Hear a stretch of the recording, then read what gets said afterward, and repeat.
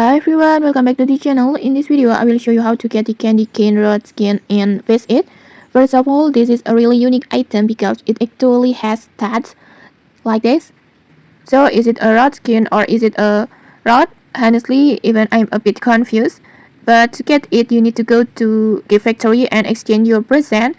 But keep in mind the rewards are completely random, so it might take a few tries. And then next, if you equip this rod, it will look like this. It has a simple looks, but I think it's so cool. And then like I said before, this rod works like a rod with a stats like this, but at the same time you can also use it as the skin for other rods like this. For example, here I'm using the candy cane rod skin on my Gasfin rods like this, but I think it can increase the current start on the Gasfin rods. And okay, maybe that's it. If you found this helpful, don't forget to like, comment and subscribe for more tutorials. Thanks for watching and see you.